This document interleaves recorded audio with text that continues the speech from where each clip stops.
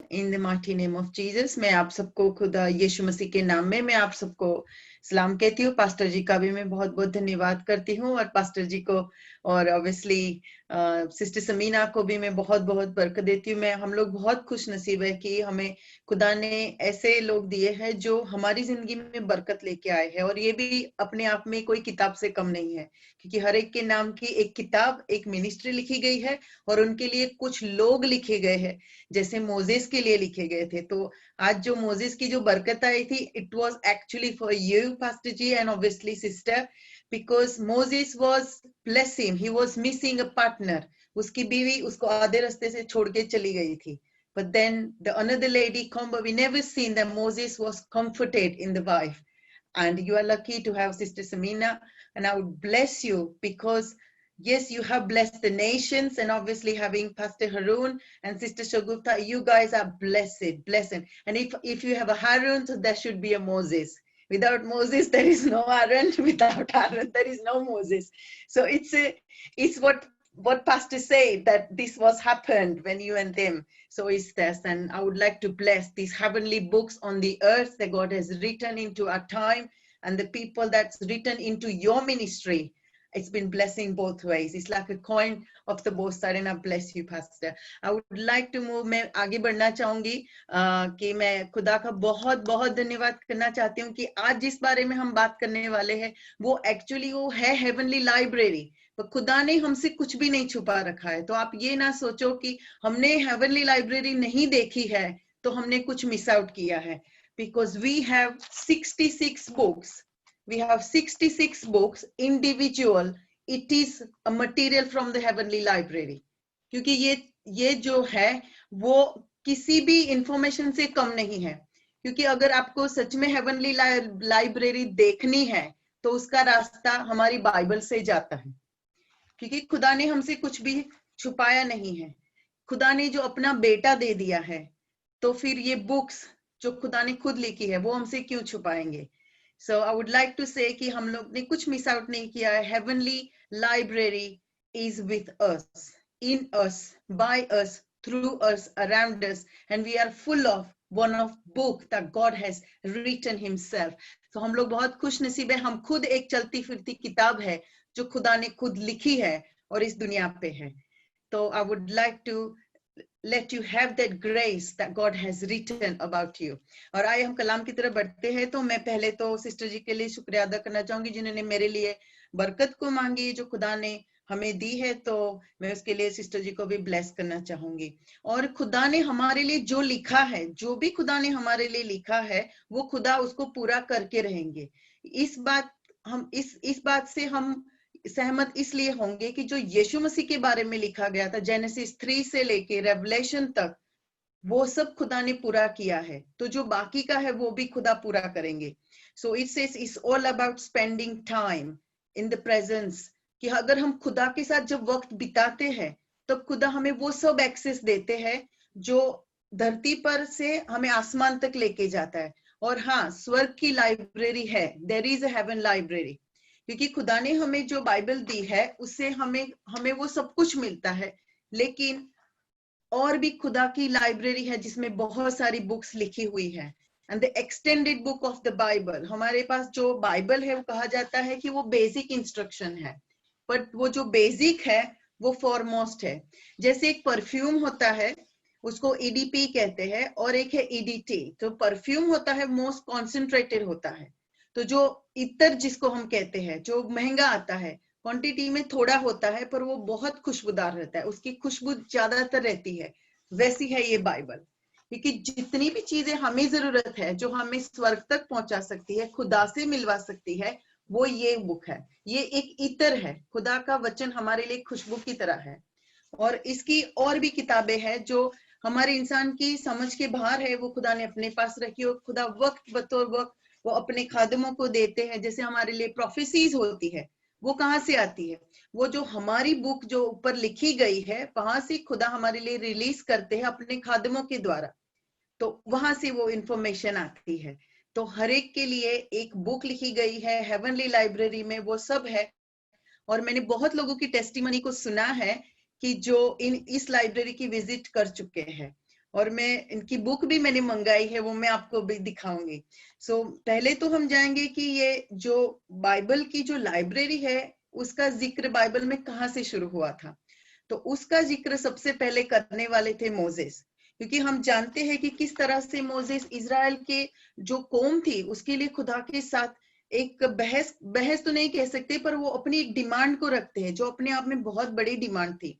जो हम देखते हैं खरूज की किताब उसका 32 चैप्टर, उसकी 32 एंड 33 आयत में आपके लिए पढ़ लूंगी। उसमें मोजेस ये कहता है, तो भी अब तू उनका पाप क्षमा कर, नहीं तो अपनी लिखी हुई पुस्तक में से मेरे नाम को काट दे। यहोवा ने मूसा से कहा, जिसने मेरे विरुद्ध पाप किया है उसी का नाम मैं अपनी पुस्तक में से काट दूंगा। ये किस बारे में बात करते हैं? किसकी पुस्तक? कैसे मूसा को पता चला? क्योंकि मूसा मूसा नबी जो थे वो खुदा के साथ बहुत वक्त बिताते थे, और खुदा जब वो जाते थे पर्वत पे पहाड़ पे खुदा से मिलने के लिए, तो वो सिर्फ वहां नहीं बैठे रहते थे, वो स्पिरिचुअल रैम में जाते थे। जैसे खुदा धरती पर आते थे वैसे खुदा, जैसे हम हेवनली विजिटेशन करते हैं, हम खुदा के घर जाते हैं, खुदा अपने लोगों को अपने साथ लेके जाते हैं, बहुत सारे इंफॉर्मेशन को शेयर करते ताकि उनका विश्वास बढ़े, खुदा के साथ उनकी दोस्ती बढ़े, खुदा के साथ उनका रिलेशनशिप बढ़े, और वो समझे कि एक क्रिएटर और क्रिएशन क्या है और कितना गहरा रिश्ता है और कितना होना चाहिए। और खुदा उनके द्वारा जो दूसरे लोग हैं उनको भी खुदा बरकत देते हैं।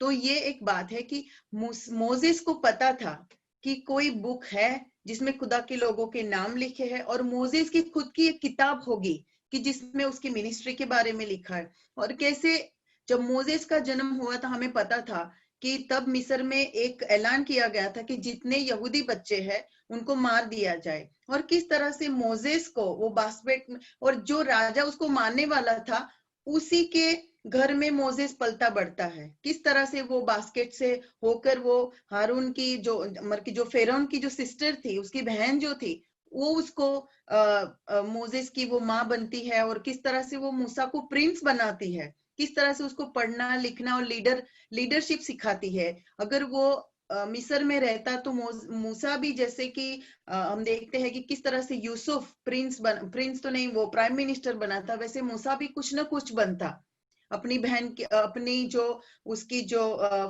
फेरौन की जो सिस्टर थी उसके थ्रू। लेकिन यहाँ पे खुदा का इरादा उसके लिए डिफरेंट था। उसका सिर्फ महल में पहुंचना और वहां पे ट्रेनिंग लेना, वो एक्चुअली मूसा के लिए एक ट्रेनिंग थी कि किस तरह से उसको लीडरशिप में रहना है, किस तरह से उसको पढ़ना लिखना है। क्योंकि खुदा की जो बाइबल की पहली 5 किताबें हैं जो हेवनली लाइब्रेरी में थी, वो मूसा के द्वारा लिखी जाने वाली थी। और ये बरकत खुदा ने पहली लाइब्रेरी का सबसे पहला एक्सेस अगर हम देखा जाए तो मूसा नबी को मिला मेरे हिसाब से, क्योंकि वो ही था जिसने बाइबल की शुरुआत की थी। और पहली जो 5 किताबें हैं जो खुदा ने मूसा को वो बरकत मिली कि वो लिखे, क्योंकि इज़राइल के उस वक्त के जितने भी हिब्रू लोग थे उसमें से मेरे ख्याल से कोई भी पढ़े लिखे नहीं थे, बिकॉज दे वर स्लेव। सिर्फ एक मोजेस था जिसको वो प्रिविलेज मिला था कि वो महल में पले बड़े, वो सब लीडरशिप को सीखे, वो पढ़ना लिखा सीखे ताकि वो खुदा की कलाम को लिख सके। And he was the first Hebrew, या फर्स्ट जो भी प्रिविलेज था उसको मिला कि वो पढ़ना लिखना सीखे और वो इस बाइबल को लिख सके। और इसीलिए खुदा ने उसको बताया होगा कि क्यों क्यों किताबें इंपॉर्टेंट है, क्यों बुक्स इतनी इंपॉर्टेंट है, क्यों लाइब्रेरी का होना बहुत जरूरी है। खुदा ने उसको दिखाया होगा कि मेरे नियम का लिखा जाना बहुत जरूरी है, किस तरह से क्रिएशन हुआ था वो भी लिखा जाना बहुत जरूरी है। और इस तरह से खुदा ने मोजेस को ये एक्सेस दिया कि हाँ, एक जीवन की पुस्तक है कि जिन लोगों ने मेरे रिलेशन में मुझसे जो वफादार है उसके नामों की ये यादी है, इसका ये रिवॉर्ड है, इनके लिए इटर्नल लाइफ है। क्योंकि जब आदम ने गुनाह किया तो सबके ऊपर मौत लिखी गई थी, तो जिसका नाम जीवन की पुस्तक में जो खुदा के साथ जुड़ता है वो जीवन को पाता है, क्योंकि खुदा जीवन देने वाला है। तो मूसा ने उस किताब को देख लिया था और उसने ये डिमांड किया था कि उसने ये कहा कि खुदा तू इजराइल के लोगों को मत, तू खुदा ने ये बोला कि जिन्होंने मेरे विरुद्ध पाप किया है मैं उसी का नाम अपनी पुस्तक में से काट दूं। खुदा खुद इस किताब के लिए क्लेम करते हैं कि अपनी पुस्तक में से, मेरी पुस्तक में से, जिस पे मेरा हक है, जिसमें मेरा अधिकार है कि मैं जो लिखना चाहूं मैं लिखूं। पर यहाँ पे फादर गॉड जो फादर जहोवा एक बात को क्लेम करते हैं, क्योंकि जब इजरायली लोग निकले थे तब उनके साथ कुछ मिस्री भी थे जो इनके साथ रिश्ते उन्होंने बनाए थे, शायद वो पार्टनर्स थे, शायद शादी से उन्होंने रिश्ते बनाए थे, तो उनको एक प्रिविलेज मिला था कि वो एक जिंदा खुदा को देखे। उनको वो सब एक्सेस मिला। उन्होंने देखा कि किस तरह से समुद्र की दो दो हिस्से हो गए थे। उन्होंने देखा किस तरह से खुदा उनसे बात करते थे, किस तरह से मूसा जाता है और मूसा उनके वो खुदा का वो कलाम, खुदा की वो ब्लेसिंग लेके आता है, किस तरह से खुदा उनसे बात करता है। उन्होंने देखा, फिर भी उन्होंने वो जिद की। जब मूसा को आने में टाइम लगता है कि चलो हम एक बछड़ा बनाते हैं और हम आइडल वर्शिप करते हैं, उन लोगों को यही लगा कि जो बदरुए उनको मदद करती थी, जो टेम्पररी हेल्प करती थी, उन्होंने उनको बुलाना चाहा उन बियाबार में, जो जगह खुदा ने पसंद की थी अपने लोगों के साथ टाइम स्पेंड करने के लिए। लेकिन खुदा ने मूसा से ये कहा कि जिन लोगों ने मुझे देख के भी बदरुओं के पीछे जाना पसंद किया है, उनका नाम मैं फिर कभी इस किताब में नहीं लिखूंगा, क्योंकि उन्होंने जानबूझकर ये किया था। पर उनमें कुछ लोग ऐसे भी थे जो मजबूरी के मारे उस चीज में शामिल हो चुके थे। उसमें मूसा का भाई भी था, उसकी बहन भी थी, और बाकी काफी सारे ऐसे होंगे जिनकी इच्छा नहीं थी, पर शायद जबरदस्ती उन लोगों को हिस्सा लेना पड़ा था। इसीलिए खुदा ने ये कहा, यहोवा ने मूसा से कहा जिसने मेरे विरुद्ध पाप किया है, कि काफी लोगों ने जबरदस्ती, उनके दिल में नहीं था कि वो खुदा के खिलाफ काम करे। तो इसलिए खुदा ने ये कहा मूसा से कि मैं अपनी बुक में से उनका नाम काट दूंगा। खुदा से पंगा लेना बहुत रिस्की है। हम खुदा की जगह किसी और को नहीं दे सकते। लाइब्रेरी का पहला उसूल है, जितनी भी किताबें लिखी है खुदा ने अपनी महिमा के लिए, अपनी जलाल के लिए, अपने रिश्तों के लिए, अपने लोगों के लिए, अपनी नबियों के लिए, अपने अपोस्तल के लिए और अपने बेटे यीशु मसीह और उनकी बचाने वालों के लिए लिखी है। अगर इसके साथ हम छेड़छाड़ इस धरती पर करते हैं तो हम कभी उस जो किताब में हमारे नाम को नहीं पाएंगे। तो हमें ये चीज की जरूरत बहुत है कि हम खुदा का सम्मान करें, खुदा के नबियों का सम्मान करें, क्योंकि जो हमारे लिए दुआ करते हैं उनकी दुआ को खुदा सुनते हैं। लेकिन अगर हमारे दिल में वो पाप है कि हम खुदा के खिलाफ है, तो खुदा फिर वो खुद फैसला लेंगे कि मैं तुम्हारा नाम जीवन की पुस्तक में से काट दूंगा। अगर कोई अहम बुक हेवनली लाइब्रेरी में है तो वो ये बुक है, book of life, book of lamb of, जो खुदा की जो है, ये दो बुक हमारे जीवन में बहुत बड़ा भूचाल ला सकती है। और दूसरी बात यह है कि जो साम्स में ज़बूर 69:28 में हम देखते हैं, उसका मैं एक हिस्सा पढ़ूंगी कि उनका नाम जीवन की पुस्तक में से काटा जाए और धर्मियों के संग लिखा न जाए। ये जो एक्चुअली कलाम है वो दाऊद नबी ने लिखा है और ये यीशु मसीह के बारे में है। अब दाऊद नबी के बारे में अगर हम सोचते हैं तो उन्होंने यीशु मसीह को नहीं देखा था, लेकिन दाऊद एक राजा होके भी उनको ये टाइटल मिला था कि वो नबी था, दाऊद नबी कहते हैं। और दाऊद नबी जो था उसको एक प्रॉमिस मिला था, खुदा ने उसको ब्लेसिंग दी थी कि वो छोटा था तब से खुदा ने उसको ब्लेसिंग दी थी कि तेरी कूख से एक राजा आएगा जो हमेशा के लिए वो राज्य करेगा। तो ये बात दाऊद के दिल में उसने बहुत पकड़ के रखी थी कि ऐसा कौन सा होगा जो मेरे तख्त को कायम रखेगा। और इस बात की वजह से दाऊद हमेशा खुदा के पीछे लगा रहता था और उसको इस बात का हमेशा डर रहता था कि कहीं ऐसा ना हो कि मेरे राज्यासन में या मुझसे ऐसी कोई भी गलती हो जाए कि ये इजराइल का जो राज है, जो खुदा ने जो प्रॉमिस दिया है, वो मैं चूक जाऊं कि अब मेरी गलती की वजह से। इसलिए वो खुदा से जुड़ा रहता था। वो सुबह जो जल्दी उठ के वो खुदा से जुड़ा रहता था, वो वर्शिप करता था, वो किताबें लिखता था और उसको विजिटेशन भी होता था। वो हमेशा खुदा से दुआ करता था कि मैं युद्ध करने जाऊं कि मैं ना जाऊं, या मैं ये काम करूं या ना करूं। जब वो कभी खुद नहीं सुन पा रहा था तो उसके साथ नेथन प्रबोधक था, जो नेथन था, जो नबी, वो हमेशा नबियों के साथ जुड़ा रहता था। वो खुदा का बहुत सम्मान करता था कि अगर मैं नहीं सुन पा रहा, कोई मेरी कमी की वजह से, तो वो दूसरे लोगों को बुलाता था जो खुदा के साथ जुड़े रहते थे। और उसी रिलेशंस की वजह से उसने भी हेवनली विजिटेशन का, उसको जो वो भी हेवनली विजिटेशन में जाता था और उसने इस लाइब्रेरी को देखा होगा और उसने यीशु मसीह के बारे में वहां पे पढ़ा होगा। और ये जो 69 है वो पूरी कहानी यीशु मसीह की जिंदगी जो हम नए नियम में पढ़ते हैं, जो हम गॉस्पल में पढ़ते हैं, उससे रिलेटेड है। और ये जो है एक्चुअली क्रूसिफिक्शन की बातें लिखी हुई है। और इसमें ये कहा है यीशु मसीह ने कि वो सब चीजें लिखी है जो क्रूसिफिक्शन के वीक में या उस दौरान यीशु मसीह के साथ हुई थी। और ये जब दाऊद नबी ने अपने विजिटेशन में देखा, यीशु मसीह की बुक में देखा होगा, और उसने ये सब उसमें लिखा है। और जहां पे ये यीशु मसीह कहते हैं, ये उनके शब्द है कि उनका नाम जीवन की पुस्तक में से काटा जाए। एक्चुअली ये रेवलेशन की बात है कि उन्होंने मुझे देखा, उन्होंने देखा कि किस तरह से मैं जिंदा आया हूँ, उन्होंने देखा कि किस तरह से, जैसे हमको ये बात भी पता है कि जब यीशु मसीह जिंदा उठ के आए, 2 सोल्जर्स ने देखा था यीशु मसीह को किस तरह से वो कब्र में से निकल के आए थे। और जब वो उन हाई प्रीस्ट को बताने गए तो वही 2 हाई प्रीस्ट थे, उन्होंने ये बोला कि ये बात किसी को ना बताना कि यीशु मसीह जिंदा उठ के बाहर आया है और वही यहूदियों का राजा था। तो ये इनके लिए लिखा हुआ है कि उनकी वजह से आज भी जो इजराइल के यहूदी है वो आज भी स्ट्रगल कर रहे हैं कि हमारा मसीहा आने वाला है और यीशु मसीह कौन था। आज भी इनके लिए ये बहुत कठिन है मानना कि क्या यीशु मसीह खुद हमारा मसाया था, क्या वही था जिसका हम इंतजार करते हैं।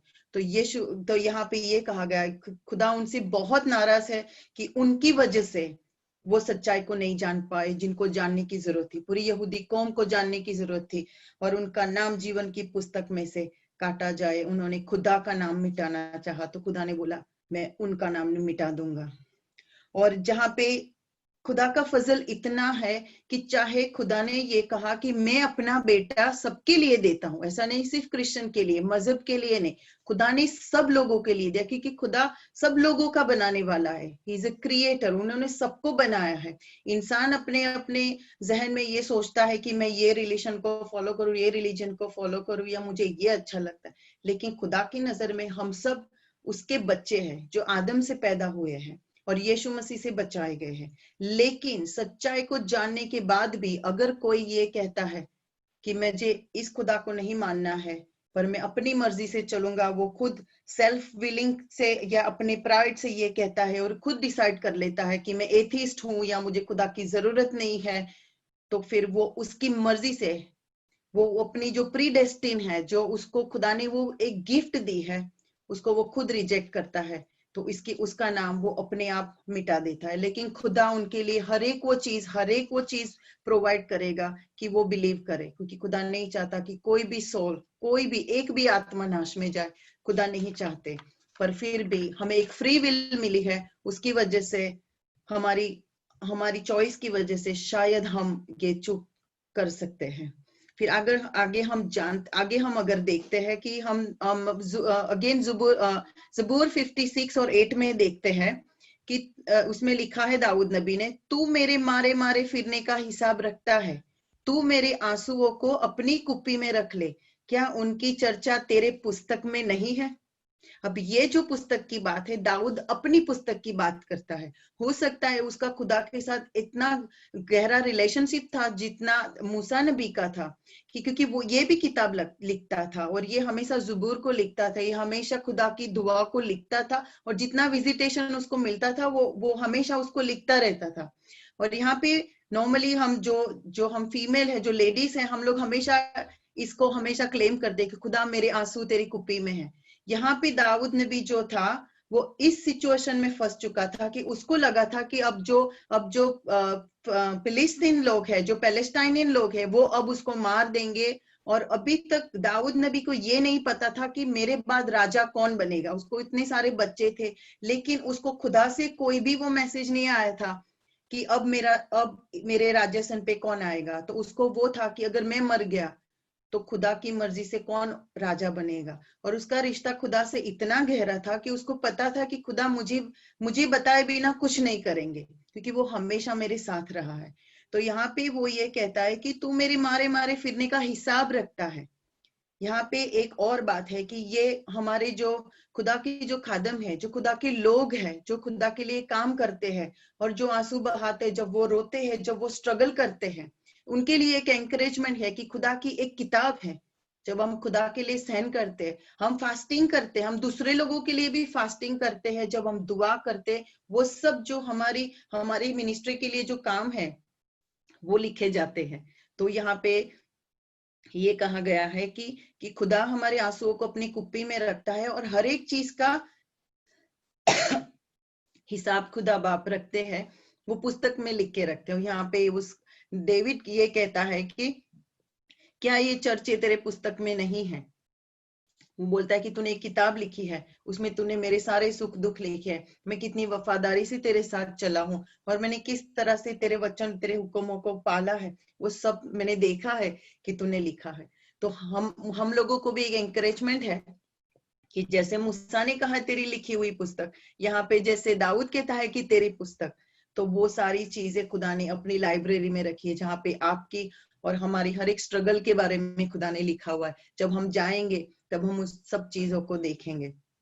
और यहाँ पे हम देखें कि खुदा एक पर्सनल इंटरेस्ट लेता है कि किस तरह से हर एक स्ट्रगल को खुदा भी नोटिस कर, जब हमारे बच्चे स्ट्रगल करते, जब वो बीमार होते, जब गिरते, किस तरह से हमें वो चीजें याद रहती है। तो हमारा आसमानी पिता जिसने हमें बनाया है, जिसने हमारे लिए मर के हमें फिर से बचाया है, हमारे लिए वो सब चीजें मुकर्रर की है, वो हमारा हिसाब क्यों नहीं रखेगा।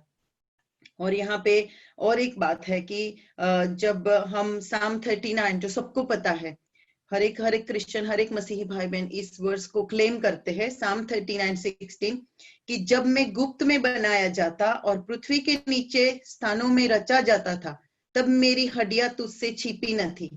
तेरी आंखों ने मेरे गर्भ को देखा है और मेरे सब अंग जो दिन दिन बनते जाते थे, वे रचे जाने से पहले तेरी पुस्तक में लिखे हुए थे। तो यहाँ पे दाऊद नबी को एक और प्रिविलेज मिला कि उनको खुदा ने ये भी दिखाया होगा विजन में कि किस तरह से जब तू बन रहा था तभी भी मैं तेरा गर्भ मेरे से छिपा नहीं था। And it's a big thing, हम इसको बहुत लाइटली लेते हैं, लेकिन मैं एक प्रॉफिट को जानती हूँ, मुझे अच्छा लगता है, मैं उनको फॉलो भी करती हूँ। उन्होंने भी यीशु मसीह की आंख में अपने गर्भ को, जब वो अपनी माँ के पेट में थी तब वो किस तरह से बने थे, वो खुदा ने उनको दिखाया था, वो आज भी है। I don't know if anyone knows, ये उनकी लिखी हुई किताब है और क्या नाम है, केविन जेदाई। ये केविन जेदाई है, उनको खुदा ने जब विजिटेशन दिया था तो खुदा ने की आंखों में उसने अपने आप को अपनी माँ के पेट में बनते हुए देखा। तो मैं खुद हैरान हो गई कि जो कलाम पुराने जमाने में लिखा गया था, पुराने नियम में लिखा गया, तो आज के लोगों को भी अगर जब हम डिजायर रखते हैं तो खुदा हमें बताते हैं ताकि हमारा ईमान बढ़े और हम वचन पे विश्वास कर सके और खुदा में आगे बढ़ सके, हम भी ऐसी हेवनली डिजायर रखें। और ये जो है जिसकी किताब में पढ़ती हूँ, एक्चुअली ये बुक हेवनली लाइब्रेरी में थी। आई नो इट्स सरप्राइजिंग, क्योंकि मैं जब उनकी टेस्टिमनी सुन रही थी तो उन्होंने बोला मैंने ये किताब का टाइटल मेरे नाम के साथ उनको एंजल ने दिखाया था कि तुम्हें ये किताब लिखनी है, और उन्होंने लिखी। उन्होंने और भी एक दो किताब लिखनी है जो वो हमेशा हेवनली लाइब्रेरी में जाते हैं, और खुदा ने उनको बोला था कि तुम्हें ये किताब लिखनी है, पर ये साल में ये रिलीज होनी है, and he is not allowed to share the title. तो मैं मंगाती हूँ, मैं पढ़ती हूँ, क्योंकि मुझे अच्छा लगता है कि खुदा हमारे लिए क्या इंफॉर्मेशन देते हैं। पर ये जो इंफॉर्मेशन है वो इन लोगों के लिए है कि जो खुदा में बहुत आगे बढ़ चुके हैं, पर इसमें जितना भी है वो सब बाइबल में से है। तो ये जो मैं हमेशा अमेज़न से मंगाती हूँ, पढ़ती हूँ, मुझे अच्छा लगता है बुक्स को पढ़ना, खुदा के बारे में और भी जानना, पर हमेशा ये बुक मुझे बार बार वापस बाइबल की ओर ले जाती है। तो बाइबल इटसेल्फ कंप्लीट इंफॉर्मेशन, वो 66 बुक्स है इंडिविजुअल, जो खुदा की हेवनली लाइब्रेरी का मटेरियल है हमारे पास। तो हम यहाँ पे देखते हैं कि खुदा ने जब ये जो कलाम है साम 139:16, ये जेनेसिस से हमें जुड़ता है। जेनेसिस का जो है 1:1 किस तरह से खुदा ने हमें बनाया था, वो सारी चीजें खुदा बार बार अपने लोगों को दिखाते हैं। और आगे हम देखें तो किस तरह से खुदा की और एक बुक है। जब हम खुदा की जो लिखी हुई बुक में से अगर किसी का नाम काटा जाता है तो उसके रीजंस होते हैं। और एक बुक है जो लोग नर्क में जाने वाले हैं उनके लिए लिखी गई है, उनके लिए लिखी जाती है, क्योंकि हर एक चीज का रिकॉर्ड रहता है। खुदा is a God of discipline, God of management, और वो सब कुछ साफ साफ रखता है, क्योंकि इंसान की आदत है वो हमेशा खुदा से क्वेश्चन करता है, या वो शक करता है, या बहस करता है। तो खुदा के पास हर एक चीज का जवाब रहता है। वैसे खुदा अपने आप बोल के बता सकते हैं, but God keeps the record. और यहाँ पे हम देखते हैं इज़ीकियल की किताब, उसका चैप्टर 13 एंड वर्स 9। यहाँ पे एक डिवाइन लाइस के बारे में बताया गया है कि एक जैसे एक झूठ है, इस तरह से बोलना कि खुदा ने बताया है। तो मैं आपके लिए पढ़ दूंगी। जो भविष्यद्वक्ता झूठे दर्शन और झूठ मूठ भावी देखते हैं, मेरा हाथ उनके विरुद्ध होगा और वो मेरी प्रजा की सभा में भागीदार नहीं होंगे, ना उनके नाम इज़राइल की नामावली में लिखे जाएंगे। अब ये था कि उस वक्त ऐसा था कि खुदा हमेशा इजरायलियों के साथ बात करते थे। खुदा उनके साथ इतना गहरा रिलेशनशिप रखते थे कि वो अपना सब कुछ छोड़ के इंसान बार बार जुड़ने के लिए आ जाते थे। हमारे खुदा इज गॉड ऑफ लव। उन्होंने कभी अपने आप को पीछे नहीं रखा। वो डरते थे कि खुदा कहीं हमें मार ना दे, फिर भी खुदा सब कुछ माफ करके उनको होली बना के, ताकि खुदा उनके साथ जुड़ सके। लेकिन इजरायलियों को यहाँ पे अगर देखा जाए तो उनको वो नबूवत की गिफ्ट मिली थी। उसकी वजह से क्या था, जो इजराइल के काफी ऐसे भी नबी थे जो नबी तो नहीं थे पर वो भविष्य बताते थे, तो उन्होंने एक रास्ता अपना लिया था पैसे बनाने का। अब उस वक्त इजराइल की सिचुएशन ऐसी थी कि इतनी मूर्ति पूजा फैल गई थी कि खुदा का रिश्ता उन लोगों के साथ काफी कमजोर हो गया था। और लोग ये सोचते थे कि खुदा बस हमें हर एक चीज पे बताए ये क्या हो रहा है, क्या हो रहा है। खुदा जब कोई भी प्रोफेसी देते हैं तो वो आम प्रोफेसी नहीं थी, वो प्रोफेसी पूरे नेशंस और जनरेशन तक की थी। तो उनका विश्वास मूर्ति पूजा की वजह से कम, कभी वो मूर्ति पूजा में जाते थे, कभी वो खुदा के पास आते थे। तो उनको वो आदत हो गई कि खुदा की वो अहमियत को बहुत भूल चुके थे। वो इम्यून हो गए थे उस तरह की लाइफस्टाइल से।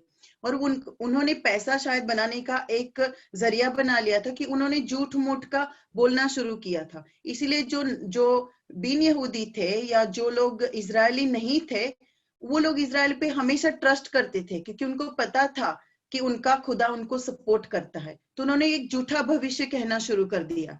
और खुदा यहाँ पे बहुत, जो झूठे नबी थे, जो इजराइल में थे, जो इजराइल के ही थे, उन पे खुदा गुस्सा हो गए। और खुदा ने उनको ये कहा कि मैं इजराइल की नामावली में से उनका नाम हटा दूंगा, क्योंकि वो उस तरह से नहीं चलते हैं जिस तरह से उनको चलना चाहिए। वो है नाम के इजरायली, पर काम उनके वैसे नहीं है। और ये भी हुआ था कि वो लोग जोशियों के पास जाते थे और उनसे वो भविष्य जानते थे कि कल क्या होने वाला है, कि अब क्या होने, उनका वो नहीं था उनके अंदर वो स्वभाव कि वो खुदा का इंतजार करे। they did not want to wait upon the Lord। तो उनको ऐसा था कि वो कभी जादूगर के पास जाते थे, कभी जोशियों के पास जाते थे, कभी खुदा के पास आते थे। तो खुदा को बहुत गुस्सा आता था और वो झूठा भविष्य भी कहते थे लोगों को। वो झूठा भविष्य कह के लोगों को गुमराह करते थे। और खुदा को इस बात पे बहुत गुस्सा आया। खुदा ने ये कहा कि जो झूठा भविष्य कहते हैं, मैं उनका नाम उस नामावली में से काट दूंगा। इसका मतलब यह कि जो प्रिविलेज उनको मिलना था, जो प्रिविलेज मिलता है उनको जो इजराइल होने के नाते, वो सब कुछ मिल गया। और उनका नाम हमेशा की बुक, जो बुक ऑफ लाइफ थी, उसमें से निकल के बुक ऑफ जो डेथ होगी या बुक ऑफ हेल होगी, उसमें उनका नाम दर्ज हो जाएगा। क्योंकि वो खुदा को जानते हुए भी उन्होंने ये रिस्क लिया, खुदा का नाम बदनाम किया, झूठा भविष्य किया। उन लोगों से जाके भविष्य पूछा जो खुद वो डीमंस या बदरूद जो रहती थी या जादूगर जो रहते थे, उनका सहारा लिया। खुदा गुस्से हो जाते हैं और उनको वो कर्ज उन पे आ जाता है कि वो बंदी में, वो बेबीलोन में जब मतलब चले जाते हैं, वो स्लेवरी में चले जाते हैं फॉर ईयर्स। और ये इज़ीकियल प्रॉफिट के ऊपर ये सारी प्रोफेसी खुदा खोलते हैं। और अगर हम आगे जाते हैं नए नियम में, मुझे अच्छा लगता है कि मैं ओल्ड टेस्टामेंट के साथ साथ न्यू टेस्टामेंट में जाऊं, क्योंकि मैं हमेशा यीशु मसीह को देखती हूँ, मैं फादर गॉड को देखती हूँ, मैं होली स्पिरिट को देखती हूँ। How the continuously he was always with his people and always been faithful. आज के टाइम में हम लोग इतना फादर गॉड या हम यहोवा का नाम इतना नहीं सुनते हैं, क्योंकि सिर्फ यीशु मसीह के बारे में ही सुनते हैं, होली स्पिरिट के बारे में ही सुनते हैं। लेकिन Holy Spirit and Lord Jesus taking us to Father God, Holy Trinity जो है वो एक दूसरे के बिना पूरी नहीं होती है। तो यहाँ पे खुदा ने हमारे लिए ये एक एग्जाम्पल किया है कि किस तरह से न्यू टेस्टामेंट जो है उसकी सारी किताबें और पुरानी जो ओल्ड टेस्टामेंट की किताबें आपस में बहुत मिलती है। इट्स वेरी सिमिलर, मतलब ये एक ही किताब है, पर हमेशा खुदा ने जनरेशन्स के हिसाब से उसको सेट किया है। हम दानियल नबी की किताब में देखते हैं, और दानियल नबी की किताब में दानियल नबी को ये प्रिविलेज मिलता है कि वो हेवनली विजिटेशन में जाते हैं और इनको ये सीखने को वहां पे वो ये विजन को देखते हैं कि मैं पढ़ूंगी दानियल चैप्टर 7 वर्स 10। उस प्राचीन के सन्मुख से आग की धारा निकलकर बह रही थी, फिर हजारों हजार लोग उसकी सेवा कर रहे थे और लाखों लाख उसके सामने हाजिर थे। फिर न्यायी लोग गए और पुस्तकें खोली गई। अगर कुछ लिखा ही नहीं है तो खुलेगा नहीं, पर यहाँ पे हम देखते हैं कि लिखी गई है पुस्तकें, और यहाँ पे पुस्तकें लिखा है, प्लूरल है, मतलब एक से ज्यादा है। और मैंने काफी हेवनली विजिटेशंस की टेस्टिमनी को सुना है, मैंने पढ़ा भी है, और मैंने देखा है एक विजिटेशन एक पास्टर को हुआ था, उन्होंने देखा था कि 3-4 बुक्स थी और जो सोने की पिलर है उसके ऊपर रखी गई थी। उन्होंने यही बाइबल सोने से लिखी हुई पूरी, उन्होंने बड़ी सी यही बाइबल को देखा था सोने के पिलर पे। उन्होंने बुक ऑफ लाइफ को देखा था, उन्होंने बुक ऑफ लैम को देखा था, और उन्होंने जो बुक्स जो हमारी जिंदगी के हिसाब से खुदा ने लिखी है और किस तरह से हमने जी है उस तरह, तो वो 4-5 बुकें उन्होंने देखी। उन्होंने इसी वर्ष को विजन में देखा था और उन्होंने टेस्टिमनी दी है, मैंने यूट्यूब पे देखी थी। तो मतलब ये जो खुदा हमें जो दिखाते हैं कि हम ये कहते हैं कि पुराना नियम हो गया है, ऐसा नहीं है। खुदा बार बार अपने लोगों के साथ कलाम करते हैं, खुदा बार बार अपने लोगों को बचाने की कोशिश करते हैं, और खुदा ये हेवनली विजिटेशन का एक्सेस देते हैं ताकि वो देखे। और यहाँ पे हम देखते हैं कि किस तरह दानियल नबी ने उस किताबों को देखा, किस तरह उन्होंने हेवनली लाइब्रेरी को देखा, क्योंकि वो खुदा से जुड़ते रहते थे और वो कलाम भी यहाँ पे पढ़ते थे। ऐसा नहीं था कि वो उनको और कलाम चाहिए था, लेकिन ये खुदा का फजल है, ये खुदा की ग्रेस अपॉन ग्रेस है कि हम उसको देख सकते हैं।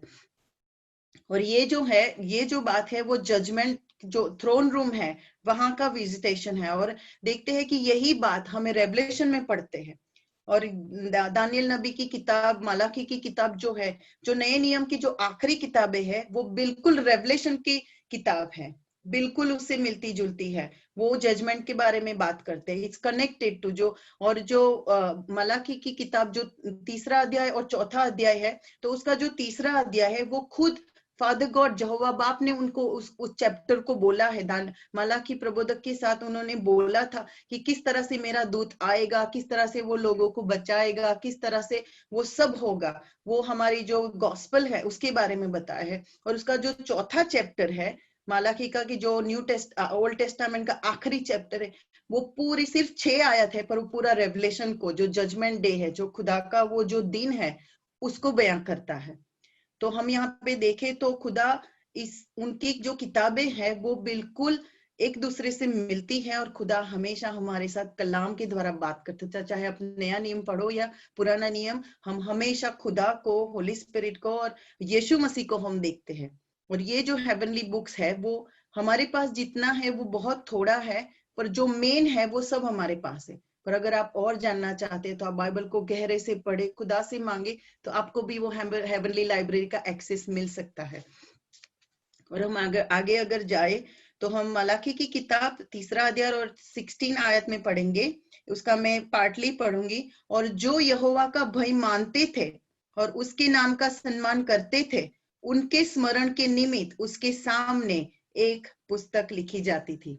और ये जो किताब है वो फादर गॉड के खुद के वर्ड्स थे। उन्होंने ये बोला कि मेरा दूत आएगा और इस तरह से ये सब होगा। और यहाँ पे हम ये जो एक्चुअली जो बात है वो यीशु मसीह ने खुद लूक चैप्टर 10 उसकी 20th आयत में की है, कि किस तरह से एक्चुअली ये मलाकी की जो किताब है उसका 3रा अध्याय है, उसमें जो ये आयत लिखी गई है 16, उसमें ये कहा गया है कि जो विश्वासी लोग हैं वो आपस में बात कर रहे थे, अपने दुख सुख की बात कर रहे थे। जैसे हमने देखा कि किस तरह से हमारे पास्टर्स आपस में बात करते हैं, किस तरह से वो एक दूसरे के साथ जुड़ते हैं, दुआ में जुड़ते हैं, और किस तरह से वो आपस में जो बात करते हैं वो भी खुदा लिखते हैं और खुदा उनको तसल्ली देते। हो सकता है वो डिप्रेशन में होंगे, हो सकता है उनको कोई चीज की कमी होगी, हो सकता है वो they going through hard time, पर खुदा यहाँ पे ये कहता है कि वो सारी चीजें उनकी याद में लिखी गई। तो ये एक और किताब है जिसको बुक ऑफ रिमेम्बरेंस कहा गया है। वो उनके लिए लिखा गया, जितने दुख उन्होंने उठाए, कि जितने लोग शहीद हुए खुदा के नाम पे,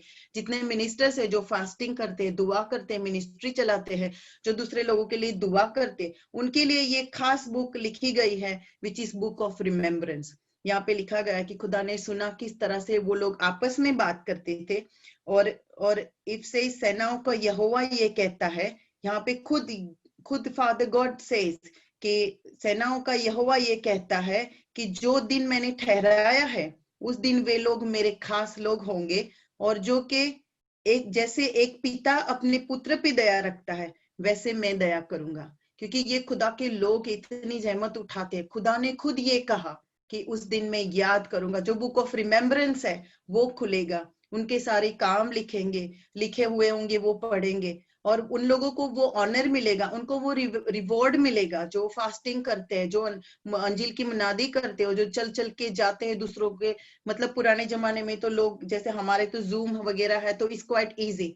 पुराने जमाने के लोग मतलब चल चल के एक गांव से दूसरे गांव जाते। मेरे दादाजी जाते थे, मेरे हस्बैंड के दादाजी जाते थे, वो पढ़ना लिखना नहीं जानते थे, वो सिर्फ जाते थे, खंजरी बजाते थे, गाना गाते थे, और जितनी भी यीशु मसीह की बातें थी वो दूसरों को सुनाते थे। तो वो सब बुक ऑफ रिमेम्बरेंस में लिखी गई होगी, और ये जो है वो खुली जाएगी। और अभी भी जितने पास्टर्स है, जो हमारी टेक्नोलॉजी के द्वारा जितना एक्सटेंड हो सके, जैसे हमारी बाइबल कॉलेज खुली है, वो सब उस किताब में बुक ऑफ रिमेम्बरेंस, जितना भी हमने किंगडम के लिए काम किया है वो सब उसमें लिखा गया है। और खुदा ने हमें इंकरेजमेंट दिया है कि वो सब खुलेगा और वो सब पढ़ा जाएगा। और उनके खुदा ने बोला कि जैसे एक पिता अपने पुत्र पे दया रखता है वैसे मैं दया करूंगा। मतलब अगर उनकी गलतियां भी होगी, उन्होंने माफी मांगी होगी, खुदा वो भी देंगे, और वो सारा प्यार, जितना भी रिस्पेक्ट खुदा उनके बच्चों को देंगे जिन्होंने उनके किंगडम के लिए काम किया है। और यही बात हम अब न्यू टेस्टामेंट में आएंगे। लूका की अंजील उसका 10वां अध्याय उसकी 20वीं आयत में लिखा है, यीशु मसीह ये बात कहते हैं अपने चेलों से, तो भी इससे आनंदित मत हो कि आत्मा तुम्हारे वश में है, परंतु इससे आनंदित हो कि तुम्हारे नाम स्वर्ग में लिखे हैं।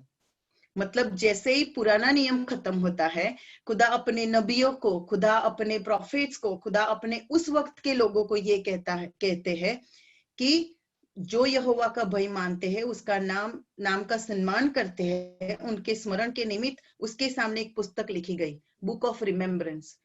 वो ये father God himself, father God यहोवा कहते हैं।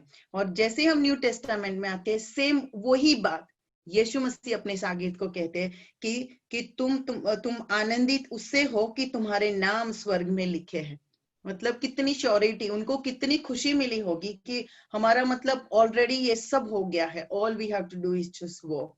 तो यीशु मसीह खुद उसी बात को दोहराते हैं कि तुम उससे आनंदित हो कि तुम्हारे नाम लिखे गए हैं। तो यहाँ पे हम देखते हैं, ये तो यीशु मसीह ने कहा था। फिर यीशु मसीह अपने शागिर्दों को सब कुछ देके फिर स्वर्ग में चले गए। लेकिन यहाँ पे आगे हम एक और अच्छी बात देखते हैं जो हम सब पे लागू पड़ती है।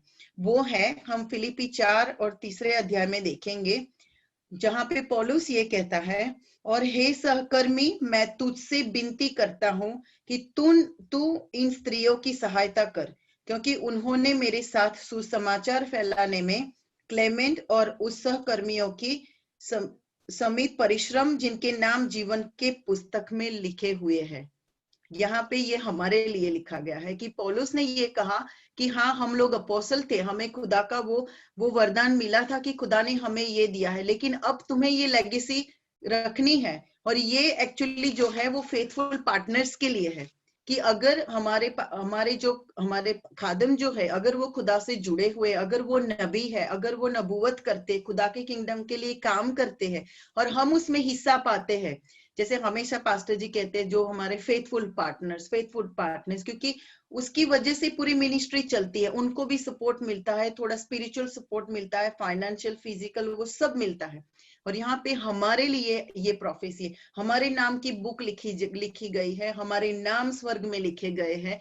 वो जो बुक ऑफ रिमेम्बरेंस है, जो हम किंगडम के लिए काम करते हैं, सपोर्ट करते हैं, कि हम देखते हैं किस तरह से पौलुस, जो फेथफुल मिनिस्टर्स जो है, उनको उनको ये कहते हैं कि हमने वो रिकॉर्ड लिखा है, आपके नाम उसमें लिखे गए हैं ऑलरेडी, बिकॉज ऑफ हमारे मिनिस्टर जो है, हमारे पास्टर जो है खुदा में इस तरह से आगे बढ़े हैं कि उनके साथ जुड़ा हुआ पूरा मिनिस्ट्री जो फैमिली है, मिनिस्ट्री हमारा जो परिवार है, वो उनके नाम भी लिखे जाएंगे सिर्फ और सिर्फ उस खादम की वजह से कि जिसको हमने सपोर्ट किया है। तो ये हमारे लिए बहुत एंकरेजमेंट, मैं यही बोलना चाहूंगी, हमेशा पास्टर एंकरेज करते हैं कि अच्छी जमीन में भी बो जो अच्छी जमीन में आप अपने सीड को डालो, अच्छे खादमों के साथ चलो, अच्छे लोगों की संगत रखो, जो लोग खुदा के पीछे चलते, जो हमेशा खुदा के साथ जुड़े रहते हैं, उनके साथ बने रहो। वो उसका रीजन यही है कि जो रिवॉर्ड उनका है, उनकी वजह से आपका नाम भी बुक ऑफ रिमेम्बरेंस में लिखा जाएगा। बुक ऑफ लाइफ में तो हमें रहना ही है,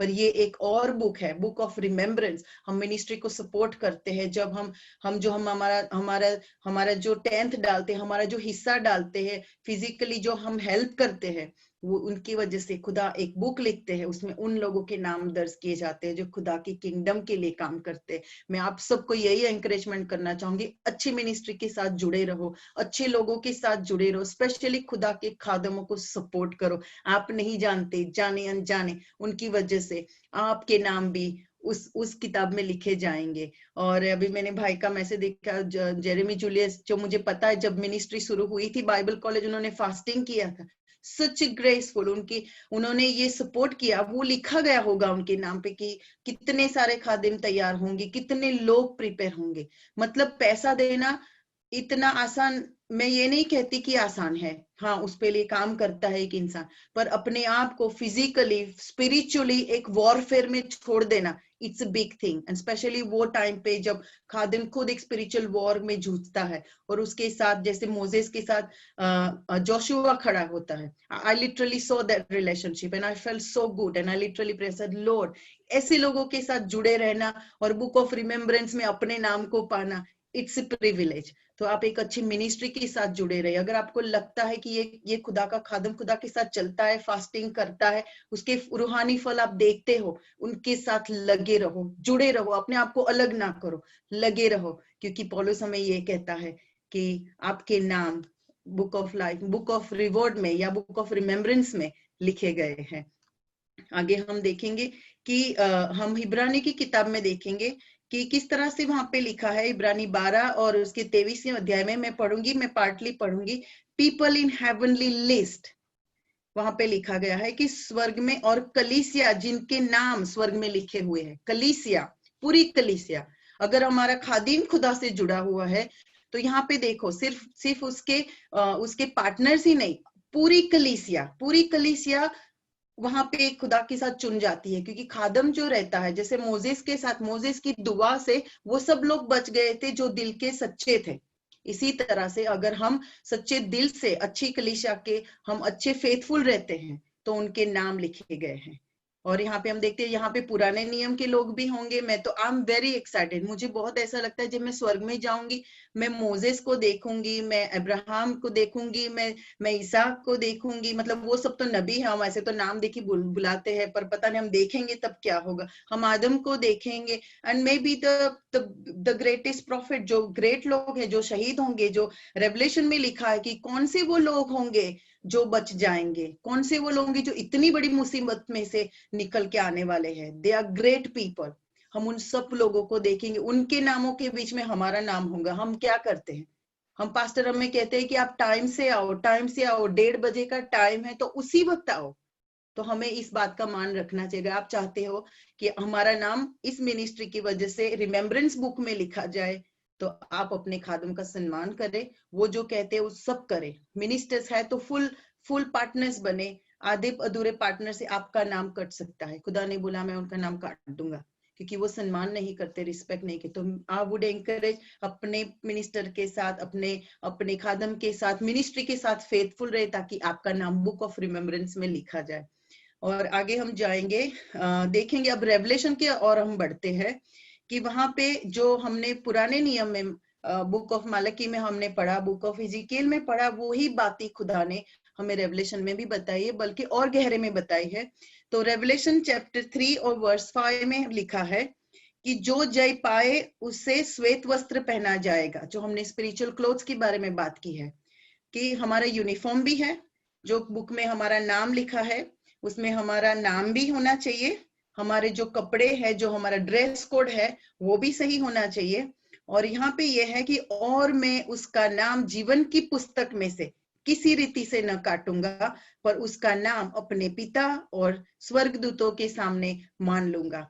ये वर्ष खुदा यीशु मसीह की है, पर ये सेम वर्स हम ज़करिया 3 और उसके 10 वर्स में देखते हैं कि खुदा बाप ये कहते हैं कि मैं दूतों के सामने ये इस बात को मान लूंगा। ये यीशु मसीह की बात है, यीशु मसीह ये कहते हैं। उसमें भी हमने पुराने नियम में भी देखा था किस तरह से यीशु मसीह की जो यहोवा का दूत के नाम से जाना जाता है, उसने ये कहा था, उनके कपड़े बदल दो और उन्होंने ये कहा कि मैं उसके नाम को कबूल करूंगा। तो यहाँ पे वही बात यीशु मसीह फिर से दोहराते हैं जब वो आएंगे। रेवलेशन में लिखा है कि मैं उसका नाम अपने पिता यानी कि फादर गॉड और स्वर्गदूतों के सामने मान लूंगा। बहुत बड़ी बात है कि यीशु मसीह हमारे लिए स्टैंड लेंगे, यीशु मसीह हमारे लिए ये कहेंगे। पर ये तभी होगा जब हम यीशु मसीह के पीछे चलेंगे, हमारा ड्रेस कोड सही होगा कि जो कपड़ा यीशु मसीह हमें देंगे, जो हमारे कपड़े बन चुके हैं, हमारे घर बन चुके हैं, क्योंकि हम जानते हैं कि यीशु मसीह आने के लिए तैयार है, बहुत थोड़ा समय बाकी है। That means everything is done, books भी लिखी गई है, घर भी बन चुके हैं, कपड़े भी तैयार है। क्या हम तैयार हैं? क्या हमारा नाम बुक में है? मैंने एक और पास्टर की टेस्टिमनी, मैं आपको एंकरेज करना चाहूंगी कि आप हेवनली विजिटेशन की टेस्टिमनी देखिए ताकि आपका विश्वास बढ़ेगा। एक पास्टर है जिनको विजिटेशन हुआ था, जब वो गए बुक ऑफ लाइफ के पास तो ऐसा था कि वो बुक जैसे कंप्यूटर की स्क्रीन की तरह थी कि एक एक सेकंड में थाउजेंड्स नाम लिखे जाते थे, एक एक सेकंड में 1000 नेम डिलीट भी होते थे। वो बोलते थे लिखे जाते थे उसके लिए तो खुशी होती थी, पर जो डिलीट होते थे उससे वो डर जाता था। और एंजल ने कहा कभी ये चलते हैं, कभी ये गिरते हैं, कभी ये चलते हैं, कभी ये गिरते हैं, लेकिन जब वो कन्फेस करते हैं उनका नाम वापस आता है, फिर डिलीट हो जाता है जब वो गिरते हैं। जब तक वो कन्फेस नहीं करते वो नाम वापस नहीं आता है। तो आप भी इस बात का ध्यान रखिए। अगर आपका होली स्पिरिट आपको अंदर से कन्विंस करता है कि आपने की है ये गलती, तुरंत ही मान लो और माफी मांग लो, क्योंकि हो सकता है वो आपका आखिरी पल हो सकता है। और बुक में से जो हेवनली लाइब्रेरी में आपकी जो बुक है या यीशु मसीह की जो बुक है उसमें आपका नाम कट सकता है। सो बी वेरी केयरफुल कि आप अपने पाप को उसी वक्त कन्फेस करें। आपके पास बहस होगी, हो सकता है आप सही हो, सामने वाला गलत हो, लेकिन अगर होली स्पिरिट आपको कन्विंस करता है कि हाँ यहाँ पे तेरी थोड़ी सी गलती थी, तो उसको भी आप कन्फेस कर लो। ये बात बहुत जरूरी है कि आपका नाम मेंटेन रहे बुक ऑफ लाइफ में। और यीशु मसीह ये कहे अपने पिता के सामने और अपने दूतों के सामने जीवन की पुस्तक में से कि हाँ ये मेरा खरीदा हुआ है। आगे हम रेवलेशन 5 और 1 में देखते हैं, और जो सिंहासन पर बैठा था मैंने उसके दाहिने हाथ में एक पुस्तक देखी जो भीतर और बाहर लिखी हुई थी, और वह 7 मोहर लगाकर बंद की गई थी। अगर खुदा ने कुछ बंद किया है तो उसको कोई खोल नहीं सकता, जो खुदा ने खोला है उसको कोई बंद नहीं कर सकता। अब ये जो मोहर वाली जो मोहर वाली जो किताब थी वो सिर्फ और सिर्फ उसका इख्तियार, अगर हम रेवलेशन को पढ़े, पास्टर हमेशा कहते हैं रेवलेशन 5 और 4 को हमेशा पढ़ते रहे, वो इसी के बारे में बताते हैं कि उस पे 7 मोहर मारी थी, उसको खोलने के लिए कोई नहीं था। हम देखते हैं वहां पे जब जो नबी जो था वो रोने लगा कि अब क्या होगा, क्योंकि उसको भी वो डर बैठ गया था कि अब मेरा क्या होगा। तब उसको दूत कहता है कि है लायन ऑफ जूडा, वो इस बात को वो इस सील को खोलेगा, जो लैम, जो खुदा का जो बर्रा है, जिसने इसको जीता है, वो उस सील को खोलेगा। हम एक बार इस जिस्म में से निकल गए तो हम कुछ नहीं कर सकते। अभी हमारे 100% चांसेस है हमारे नाम बुक ऑफ लैम में लिखे हुए बने, लाइफ ऑफ बुक में हमारे नाम मेंटेन रहे, हम उसको दर्ज कराए, हम यीशु मसीह के कलाम के हिसाब से चले और उस बुक में हम बने रहे। एक बार हमारी जान इस बॉडी में से निकल आएगी, अगर हमारे नाम उसमें नहीं दर्ज है तो वो ऑटोमेटिक बुक ऑफ डेथ या बुक ऑफ हेल जो है उसमें लिखे जाएंगे, क्योंकि बाइबल में उसके बारे में भी लिखा गया है कि है ऐसी बुक जहां पे हमारे नाम जब काटे जाते हैं वो लोगों को फिर वो लोग क्या करेंगे। मैं एक रेवलेशन 20:21 को पढ़ेंगी और बाद में मैं उस बुक की बात करूंगी जब हमारे नाम काटे जाएंगे उन लोगों का क्या होगा।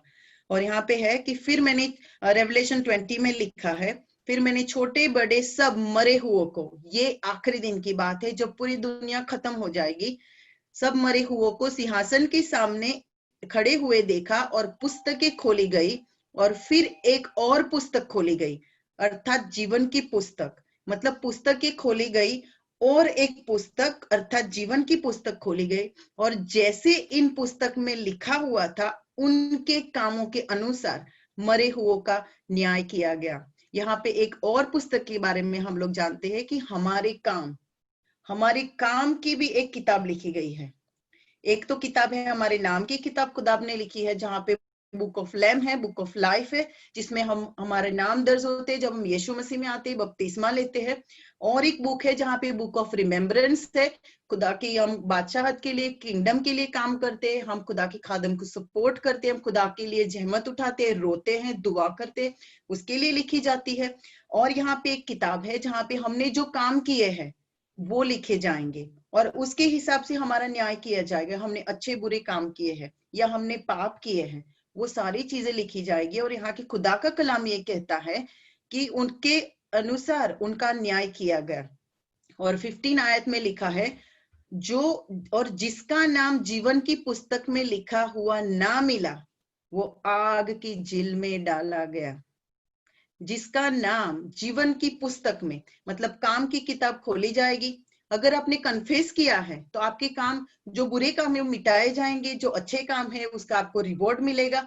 लेकिन अगर आपका नाम आपने कन्फेस नहीं किया है तो आपका नाम ऑटोमेटिक जीवन की बुक में नहीं जाएगा, लेकिन आपको आग की झील में डाला जाएगा। मगर आग की झील की भी एक किताब होगी, क्योंकि आग की झील में डाला जाएगा। जो बुक ऑफ लाइफ है वो लाइफ देती है, और आग की झील यहाँ पे नाम दिया है, तो हो सकता है आग की झील की एक बुक होगी या हेल की एक बुक होगी, उसका नाम आपका यहाँ से निकल के रिकॉर्ड में यहाँ जाएगा। तो आप इस बात का ध्यान रखिए कि आपका नाम जीवन की किताब में लिखा जाए, नहीं कि नरक की किताब में या आग की झील की किताब में। और यहाँ पे रेवलेशन 21 में है, और उसमें कोई अपवित्र वस्तु या द्रोणित काम करने वाला या झूठ का गढ़ने वाला किसी रीति से प्रवेश करने ना पाएगा। इसका मतलब यह है कि अगर हम पाप करते हैं, होली स्पिरिट आपको कन्विंस करता है कि यू मस्ट कन्फेस। भले छोटी तेरी गलती है, सामने वाले की भी गलती है, लेकिन सामने वाले की गलती तुझे अच्छा साबित नहीं कर सकती। दोनों गलत है तो गलत है, दोनों गलत है तो दोनों को कन्फेस करने की जरूरत है। लेकिन खुदा ये कहते हैं कि इस बात की तू कन्फेस कर ताकि तेरा नाम बना रहे। लेकिन हम ये कहेंगे मुझे माफी नहीं मांगनी है, पर मैं चाहे मैं डोनेशन दे दूं, मैं खुदा के लिए कोई काम कर लूं, मैं अच्छे काम कर लूं, और इस वजह से मैं अपना नाम खुदा के सामने या खुदा की बुक में मेंटेन रखूं, तो ये हम नहीं कर सकते। वहां तक हम नहीं पहुंच सकते, उस पे हमारा राइट नहीं है, क्योंकि यहाँ लिखा है और उसमें कोई अपवित्र वस्तु, मतलब कोई जो मूर्ति पूजा करते हैं या कोई भी अपवित्र काम करते हैं, व्यभिचार करते हैं, जो हमें प्रभु खुदा से दूर ले जाते हैं, वो कोई भी काम करते हैं या कोई भी ऐसी चीज रखते हैं, या कोई झूठ का गढ़ने वाला, एक्सक्यूजेस बनाते हैं, बहाने बनाते हैं, झूठ बोलते हैं, हम किसी भी तरह खुदा को कन्विंस करने की कोशिश करते हैं, वो बोले किसी भी रीत से हम उस बुक में छेड़छाड़ नहीं कर सकते, वो हमारी पहुंच के बाहर है। तो यहाँ पे हमें इस बात का ध्यान रखने, हमारा नाम ऑटोमेटिक दूसरी बुक में दर्ज हो जाएगा। और यहाँ आखिरी आयत जो है ये है कि रेवलेशन 22, 18 और 19 में कहा है कि मैं हर एक को जो इस पुस्तक की बातें सुनता है गवाही देता हूं कि यही कोई मनुष्य इन बातों में कुछ बढ़ाए तो परमेश्वर उन विपत्तियों को इस पुस्तक में लिखी है उस पर लाएगा। मतलब बाइबल के बारे में कहा गया है। बाइबल की अहमियत खुदा की नजर में बहुत है। अगर हम देखने के लिए जाए तो बाइबल एक्चुअली हेवन की लाइब्रेरी की सबसे अहम बुक है। वो इसलिए कि इसमें जब से खुदा ने हमें बनाया, जिस तरह से खुदा ने हमसे रिश्ता जोड़ा, हमने रिश्ता तोड़ा, यीशु मसीह के द्वारा वो रिश्ता वापस बना, और जो इटर्नल लाइफ है वो भी इसमें लिखी हुई है। खुदा ने हमसे कुछ नहीं छुपाया है। तो खुदा हमें ये कहता है कि अगर इस पुस्तक में से हम कुछ निकाल दे, या हम बच्चों को ये सोचते हैं कि इनको समझ में नहीं आता है, या अगर हम अपनी तरफ से कुछ बातें बनाते हैं और इस बात को हम निकालते हैं और या समझाते नहीं है, तो खुदा ने बोला इसमें जितनी भी मुसीबतें हैं या जितने भी अनर्थ है वो हम पे आएंगे, चाहे वो प्लेग हो, चाहे वो महामारी हो, चाहे कि वो युद्ध हो, कुछ भी हो, वो हम पे आएगा। लेकिन अगर हम इसको फॉलो करते हैं तो खुदा का कलाम ये कहता है वो हमारे लिए युद्ध लड़ेगा। वो यहोवा है जो हमारे लिए स्टैंड लेगा और वो हमारे लिए लड़ेगा। हो सकता है वो हमारा रैप्चर ही उसी वक्त कर दे जिस तरह इनोक का रैप्चर हुआ था, क्योंकि खुदा अगर हम उनके साथ फेथफुल रहते हैं तो God can do anything. He is mighty. Do not limit your God. Pastor always says do not limit your God, क्योंकि खुदा जब इतनी बड़ी प्रोफेसी दे सकते हैं, इतनी वो अपना बेटा दे सकते हैं, why he would not take stand, why he would not give us rapture। अगर हम बोलेंगे खुदा ये मेरे से नहीं होता है, इलाइजा ने क्या बोला, खुदा अब मुझसे कुछ नहीं होगा। जिस इलाइजा ने जब आकाश से अग्नि को बुलाया था, वो भरे हुए खड्डों को वो अग्नि ने पूरा उसको जला दिया था, वो पानी सूख गया था। वो इलाइजा जब कमजोर पड़ता है तब वो ये कहता है खुदा मेरी मदद कर। वो दौड़ता है, किस तरह से अग्नि रथ में वो चढ़ जाता है। तो ये हमारा खुदा है, हमें यूं रैप्चर दे देगा। वो तभी होगा अगर हम फेथफुली चलते हैं, हम इस कलाम को बिल्कुल भी हमारे हिसाब से तोड़ मरोड़ के यूज नहीं करते हैं, तब खुदा हमारे लिए स्टैंड लेंगे। और आखिरी 2 आयत में बता के बंद करूंगी कि अगर जीवन की पुस्तक में हमारा नाम नहीं है तो क्या होगा। हम धरती पर रह के ही हमारी जो परसिक्यूशन है वो उसी वक्त से शुरू हो जाएगी, और किस तरह से हम खुदा से हमेशा के लिए अलग हो जाएंगे और खुदा फिर कोई इंटरफियरेंस नहीं करेंगे, because it's been written, it's been seal. जैसे हमने देखा कि 7 मोहरें लगाई थी, क्योंकि वो खुदा बाप के हाथ में थी, वो मोहरे कोई नहीं तोड़ सकता। अगर खुदा ने एक बार कह दिया तो दैट्स इट, फिर इंसान कुछ भी करके वापस उसको नहीं, क्योंकि खुदा ने बहुत ग्रेस दी है, बहुत ग्रेस दी है, और ये आपकी चॉइस थी कि आपको बुक ऑफ लैम्ब में नहीं रहना है। तो ये है रेवलेशन चैप्टर 13 उसकी वर्स 8, उसमें है और पृथ्वी के वे सब रहने वाले जिनके नाम उस मेमने की जीवन की पुस्तक में लिखे नहीं गए, जो उत्पत्ति के समय से घात हुआ है, उसकी आराधना करेंगे।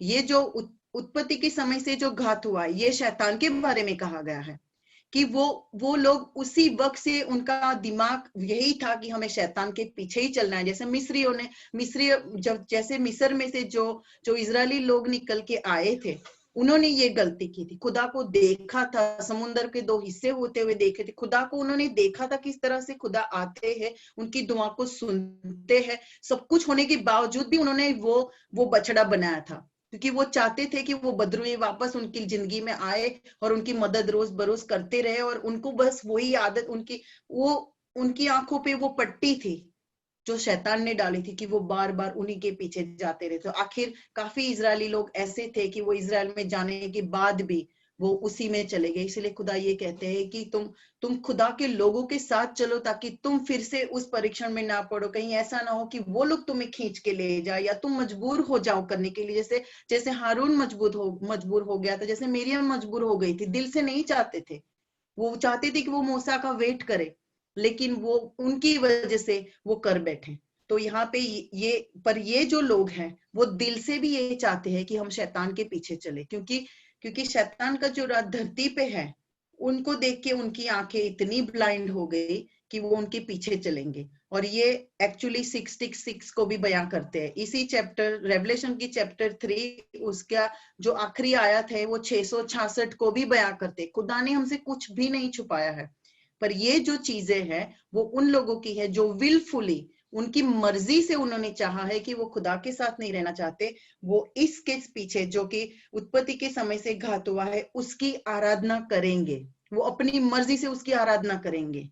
तो ये वो है जो गलती दोहराई थी, वो बछड़े बनाने की, वो वापस रिपीट होगा और अपनी मर्जी से वो देखेंगे खुदा को, लेकिन वो बोलेंगे कि हम इसी के पीछे चल और उन्हीं की आराधना करेंगे। ये इन लोगों के बारे में बताया गया है। और एक रेवलेशन की 7:8 में भी लिखा है कि जो पशु तूने देखा है यह पहले तो था, वो पहले तो था पर अब नहीं है। मतलब पहले वो था, इन द बिगिनिंग, जो हम देखते हैं अदन बाग में वो था, फिर वो नहीं था, क्योंकि यीशु मसीह ने उस पे जीत पाई।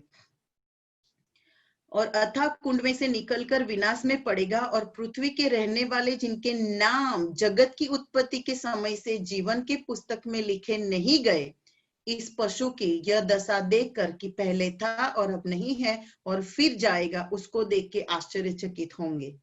ये लिखा गया है कि जब ये लोग जो आराधना करने की चून करेंगे, जब वो ये सोचते हैं कि हम इसी के पीछे चलेंगे, इसके रास्ते बहुत सही है, इसके आंसर बहुत क्विक आएंगे, जब ये देखेंगे किस तरह से शैतान का खात्मा होता है, किस तरह से खुदा शैतान को मार गिराता है और किस तरह से उसके पीछे चलने वाले नर्क में या हेल में चले जाएंगे, तब वो देखेंगे और वो आश्चर्यचकित हो जाएंगे कि जिसको हमने खुदा माना, हकीकत में वो खुदा नहीं था।